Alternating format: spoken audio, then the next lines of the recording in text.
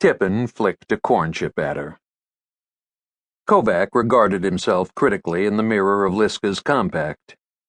The split in his forehead had been cleaned and patched by an overworked resident in the Hennepin County Medical Center ER, where gangbangers were regularly patched up or zipped into body bags.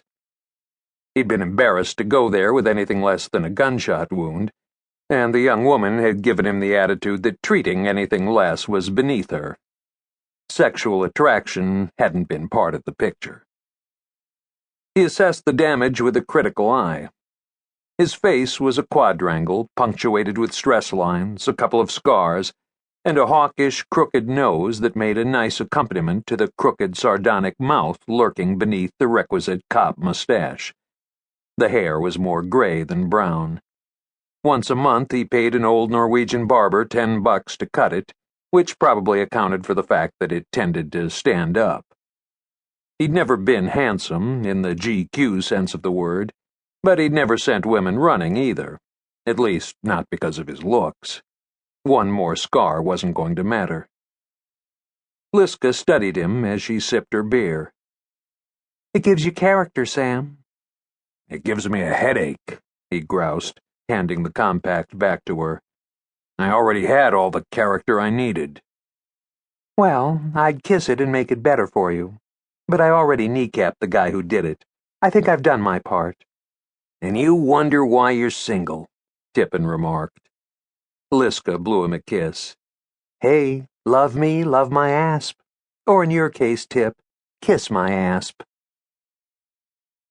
The front door swung open and a gust of cold air swept in, along with a new pack of patrons.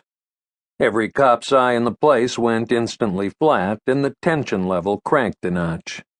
The cop collective guarding against outsiders. "The man of the hour," Elwood said, as recognition rippled through the crowd and a cheer went up. "Come to hobnob with the unwashed masses before his ascension." Kovac said nothing. Ace Wyatt stood in the doorway in a double-breasted camel hair topcoat, looking like Captain America, master of all he surveyed. Square jaw, white smile, groomed like a fucking game show host. He probably tipped his hairstylist $10 and got a complimentary blowjob from the shampoo girl. "Is he wearing makeup?" Tippin asked under his breath. "I heard he gets his eyelashes dyed."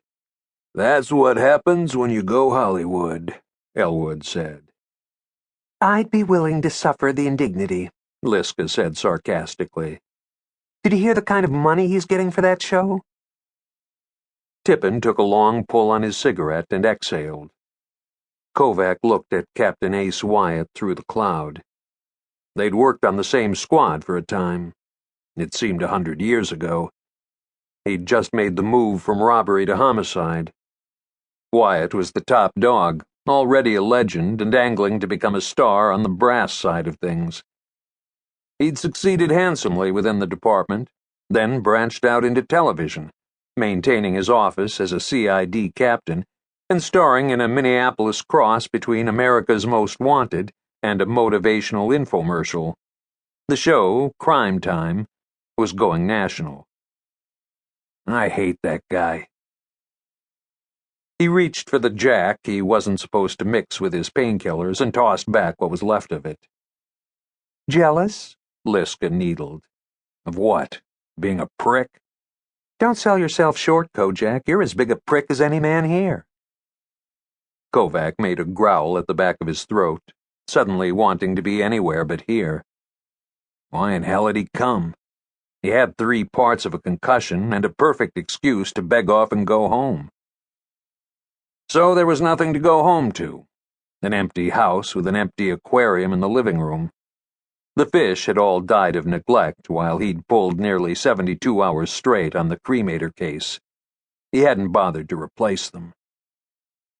Sitting at a party for Ace Wyatt, he was as big a masochist as any woman Tippin had ever dated. He'd finished his drink. As soon as Wyatt's posse cleared the door, he could make his way through the crowd and slip out. Maybe go down.